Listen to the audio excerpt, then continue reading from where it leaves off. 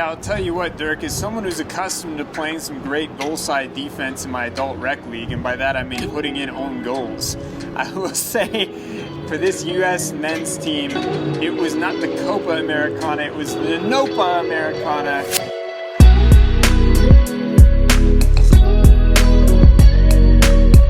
All right, Mike, we're back. We're wrapping up our U.S. Copa coverage. Let's just say, what did I call myself? The Nostradamus going into Copa. Hey, looked like everything I said would happen happened, Mike. It happened. The U.S. men's national team gets kicked out of their own tournament after 3 games. They lost to Panama, who we, this side, called going into the group stage. We also said they would beat Bolivia. Beating Bolivia by 2 goals is like, I don't know, that's like beating Carolina last year. I got some hate mail from my Panamanian fans. I'm sorry to disappoint you all. Hey, but you know what? Yeah. Panama deserved that. Here's the thing. We're going to just talk about the next steps for the U.S. men's national team. Number 1, moving on to a new head coach. Someone that is at least going to have established and get the U.S. men's national team, who is supposedly our golden generation right now, right, to actually play fundamental, discipline-based soccer. The defensive structure and just the technique used was trash on every single one of the goals that were scored against the United States. It is very, very sad to see switches, slides, and also not playing just, goal side defense. Ask any 14-year-old that plays in a competitive league. They probably understand what goal side defense is, but apparently our men's national team does not.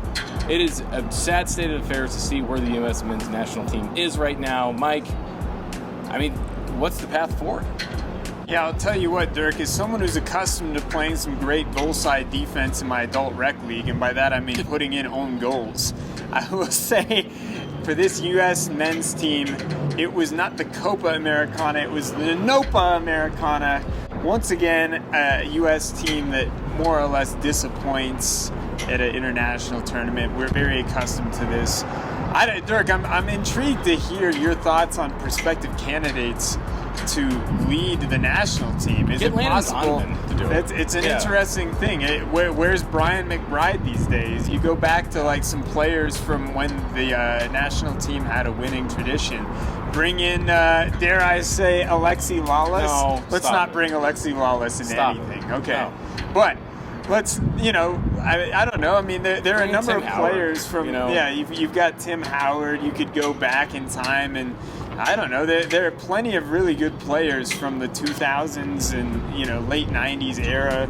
Now, we don't want to relive the 98 World Cup. We're talking more of the 02 World Cup variety, but... How about just the last World Cup? Going in and losing to Holland or Netherlands in the, later round stages, that was an amazing performance. And, the wind just shaking everywhere. Yeah, it's crowd noise. They're pumped up, baby. Come on.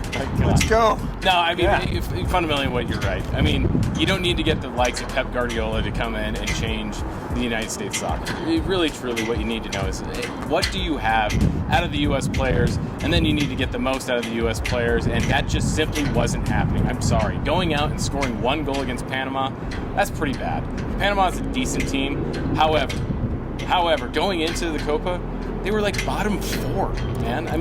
There was no projection that had. I think we might have been one of the few networks out there really stating how bad that loss to Colombia was going to be and how that was a premonition of what was going to happen in this major tournament. Now it's 2 years until the next time that you get an opportunity to really demonstrate any semblance of salvaging what this loss means. Dirk, what about this situation? Obviously we've had it in the past with Jurgen Klinsmann. What if the United States goes international again in its coaching search? What if the U.S. takes a chance on, I don't know. I don't even know if he's throwing his hat in the ring, but I would assume Gigi Buffon would be a great possibility. Stop it. Throw some random names Stop in there. It. Okay, let's not go with Buffon. Let's go with someone who's actually been a manager. But what about Zinedine Zidane? You're not going to get him to do it. I just don't think, even if the United States tossed a bunch of money, I just don't think that's going to happen. Plus, the United States has always played a substantially different type of soccer than the international community or really even European leagues. you know, you got the biggest thing in soccer. You got to play to your strengths, man. You can't just go in with a preconceived, we're going to run a 4-3-3 system and say this is just it. Look at the personnel you have, and then based off that, stop with everything else. You know, stop preconceiving this. We're not international.